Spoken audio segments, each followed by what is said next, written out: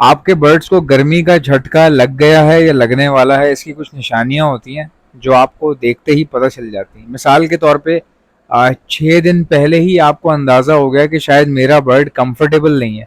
तो इससे फ़ायदा क्या होता है? फ़ायदा ये होता है कि अगर आपके बर्ड को कोई नुकसान पहुंचने वाला था तो वो आप पहले ही रोक लिया आपने। अल्लाह ना करे आपका बर्ड जो है वो ख़राब हो जाना था या मर जाना था उसने, तो आपने उसको कंट्रोल करके पहले से ही बचा लिया। परिंदों में हमेशा जब भी आप बर्ड्स अपने पास रखते हैं, बर्ड हॉबी के लिए, चाहे बिजनेस के लिए, ब्रीडिंग पर्पस के लिए, जो भी आपका मकसद है उसके लिए आप रखते हैं, तो आपको बी श्योर होना चाहिए, वेल प्रिपेयर्ड होना चाहिए कि आपके बर्ड को कब किस वक्त किस चीज़ से प्रॉब्लम हो रही है। इसका सेंस बर्ड से ज़्यादा पहले आपको हो जाना चाहिए। ये एक अच्छे ब्रीडर की निशानी होती है, और चूंकि ये इतना मुश्किल भी नहीं है, ज़रूरी नहीं है कि आप पुराने ब्रीडर होंगे तो ही आप पता कर पाएंगे कि यार पहले से मेरे बर्ड को क्या चीज़ चाहिए, या ऐसा नहीं है कि नए बंदे को ये ट्रिक्स एंड टेक्निक्स नहीं पता हो सकती हैं, ऐसा नहीं है। बिल्कुल मामूली सी ट्रिक्स हैं। मिसाल के तौर पे अगर आप देखते हैं कि आपका बर्ड काफ़ी टाइम एक ही जगह पर गुजार रहा है, मतलब आपका बर्ड है स्टिक पर एक ही जगह बैठा हुआ है और काफ़ी कम मूव कर रहा है, तो आपको एक्शन लेना चाहिए। देखना चाहिए क्या चीज़ देखनी चाहिए, देखना चाहिए कि वो खाना खा भी रहा है कि बस बैठा हुआ ही है खाली 2-3 दिन से, ये देखना चाहिए आपको। अगर वो तेज तेज सांस ले रहा है, हाँप रहा है तेज तेज बार बार, या उसकी टेल जो है वो फड़क रही है, मतलब टेल, कई बार ऐसा होता है बर्ड बैठा होता है लेकिन उसकी टेल हिलती रहती है ऊपर नीचे ना, सटकती रहती है। उसकी वजह ये होती है, टेल के सटकने से आपको पता चल जाता है कि इसके पेट में कोई प्रॉब्लम है। और पेट में प्रॉब्लम होना भी गर्मी की ही निशानी होती है। जब गर्मी बहुत ज़्यादा हो जाती है तो बर्ड के पेट में प्रॉब्लम हो सकती है, और उस पेट में आने वाली प्रॉब्लम के नतीजे में मोशंस, लूज मोशंस भी लग सकते हैं बर्ड को। वो लूज मोशंस भी लग सकते हैं, बाजुकात उसको कॉन्स्टिपेशन भी हो सकता है। तो दोनों सूरतों में उसकी टेल हिलना शुरू हो जाती है। अब ये सारी बातें सुन के नफसियाती नहीं बनना कि आप अपने बर्ड की टेलें देख रहे हैं और ज़रा सी भी हिलने पे परेशान हो रहे हैं, या किसी को वीडियोस भेज रहे हैं, देखो टेल हिल रही है, चेक करना ठीक है या नहीं। ऐसा नहीं होता। ये मैं वो निशानियां बता रहा हूँ जब आपको लगे कि आपका बर्ड बहुत ही कम मूव कर रहा है, या सुबह से एक ही जगह पर है, या पिछले 2 दिन से एक ही जगह पर है, या आपने तब महसूस करना है। या तो तब, या फिर आपका बर्ड जब हाँप रहा हो, तेज तेज सांस ले रहा हो, या तो तब आपने महसूस करना है। अब गर्मी जो है उससे बचने के बहुत सारे तरीके होते हैं, वो मैं पहले भी अपनी वीडियो में बता चुका हूँ, इसलिए मैं उन पे नहीं जा रहा। अभी मैं कोई और बात कर रहा हूँ। बहुत ही कम केसेस में ऐसा होता है कि बर्ड बिल्कुल ठीक था, विस्लिंग कर रहा था या स्टिक पे बैठा हुआ था, अचानक वो फड़क के मर गया नीचे गिर के। ऐसा बहुत ही रेयरली होता है। मेरे साथ एक बार हो चुका है कि एक इनो जो है वो अपनी स्टिक पर बैठा हुआ था और बिल्कुल ठीक था, he was moving perfectly, everything was fine there, and suddenly he got died. मतलब वो पहले ऊपर से नीचे गिरा डंडी से और अकड़ के मर गया। अब उसके अकड़ के मरने से साफ जाहिर था, अकड़ के मरना मीन्स कि वो कड़क हो गया एकदम से ना, मतलब एकदम उसको पैर वैर उसके बिल्कुल सीधे हो गए, और मतलब जैसे फॉलेज नहीं हो जाता, इस तरह का उसको अटैक सा हुआ। अब इस तरह की मौत देख के बंदे को इतना आइडिया हो जाता है कि यार ये किसी ना किसी किस्म का अटैक होगा। कई बार किडनी फेलियर होता है, कई बार हार्ट अटैक होता है, ठीक है। कई बार क्या होता है कि लंग्स पे कोई लंग्स में कोई चीज़ फंस जाती है, या लंग्स पे कोई किसी किस्म का फ़र्क आ जाता है, मसला आ जाता है, जिससे परिंदे की सांस अचानक रुकती है, या उसको किसी भी किस्म का अटैक हो जाता है, या फॉलेज का अटैक हो जाता है, उसका खून जम जाता है बर्ड का। तो ये बहुत रेयरली होता है कि कोई बर्ड आपका अकड़ के अचानक से गिर के मर जाए, लेकिन अमूमन आप अपने बर्ड को मरने से बचा सकते हैं। मारना और बचाना अल्लाह के काम है, लेकिन अगर आप किसी बर्ड को पहचान लेते हैं कि इसको कोई नुकसान पहुंचने वाला है, और अगर आप उस नुकसान को होने से रोक लेते हैं, तो अल्लाह ही ने इसका आपको सवाब देना है और उसका आपको अजर भी मिलता है। और ये बात सच है कि हमारी छोटी छोटी हरकतों से बहुत सारी चीज़ें अच्छी भी हो सकती हैं, और छोटी छोटी फालतू हरकतें करने की वजह से हमारा टाइम भी ज़ाया हो सकता है। तो ये चीज़ आपने ज़रूर जहन में रखनी है दोस्तों।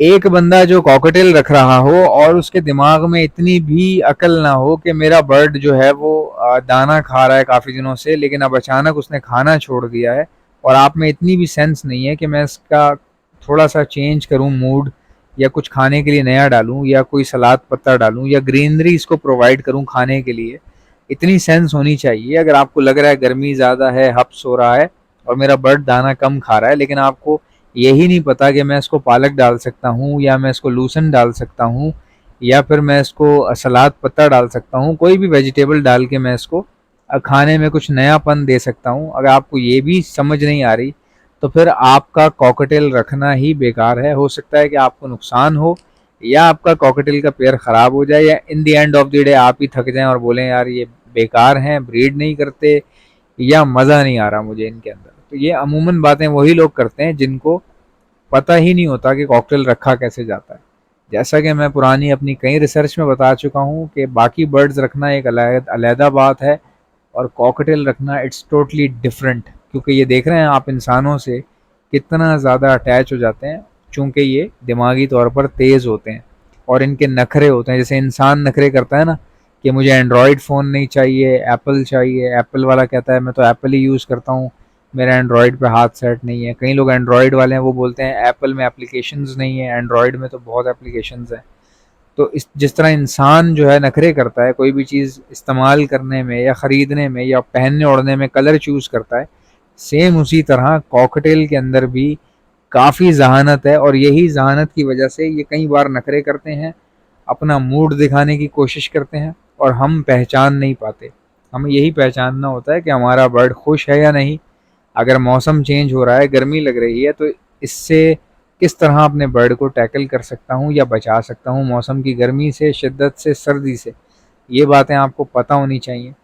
अब मिसाल के तौर पे आपको पता है कि आपका बर्ड जो है वो मूव नहीं कर रहा, लेकिन उसको कोई बीमारी नहीं है, सेहतमंद है।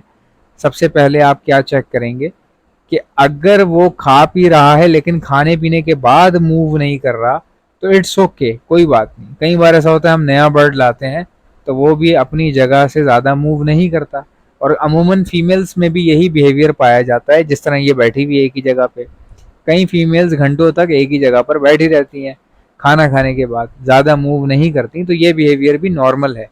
लेकिन अगर आपको एक्स्ट्रा ऑर्डिनरली लगे कि कोई बर्ड बिल्कुल ही मूव नहीं कर रहा, या आंखें बंद कर रहा है और मेरे करीब होने पर भी सुस्त बैठा हुआ है, तो फिर वहाँ पे आप अपने बर्ड को चेक कर सकते हैं। और चेक किस तरह करेंगे, आप ये देखेंगे कि क्या इसने खाना पीना तो नहीं छोड़ दिया। फिर आप देखेंगे उसके चेस्ट की तरफ कि कहीं उसने पर फुलाए हुए तो नहीं है। फिर अगर आपको लगता है कि पर फुला कर बैठा हुआ है तो आप पकड़ लें उसको। अपने बर्ड को पकड़ने के बाद उसके चेस्ट पे हाथ फेरें, जिससे आपको पता चलेगा कि उसकी जो बोन है, सीने की जो हड्डी है जो नोकीली होती है सामने की तरफ, अगर वो आपको पॉइंटेड फील हो रही है और आपको लग रहा है कि बिल्कुल पतली हो रही है, तो इसका मतलब ये है कि अब आपका बर्ड किसी ख़तरे में है। और इस खतरे को आने से पहले भी आप जांच सकते हैं।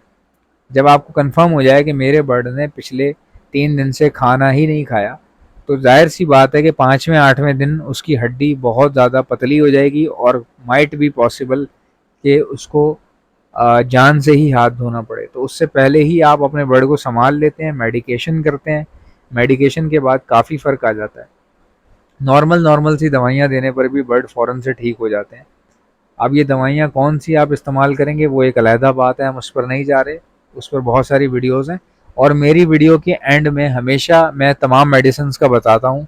मैं all over the Pakistan supply करता हूँ। जैसा कि आप जानते हैं ब्रीडिंग सीजन आ चुका है। अगर आप में से किसी को बर्ड्स के लिए ब्रीडिंग मल्टीविटामिन चाहिए तो आप ऑर्डर पर मुझसे मंगवा सकते हैं। मैं all over the Pakistan supply करता हूँ। ऑर्डर करने का तरीका बताता हूँ, पहले सुन ले मेरे पास क्या क्या चीज़ें। हमारे पास ब्रीडिंग मल्टीविटामिन है, calcium plus vitamin D liquid है, प्रोटीन लिक्विड है, हमारे पास इलेक्ट्रोलाइट्स होते हैं। हमारे पास गर्मी बहुत ज़्यादा है, बर्ड्स को इलेक्ट्रोलाइट्स की जरूरत पड़ती है, तो ये भी आपको हमारे पास से मिल जाएंगे। बच्चों को, चिक्स को बचाने के लिए डॉक्सीसाइक्लिन का इस्तेमाल किया जाता है, ये भी आपको हमारे पास से मिल जाएगी।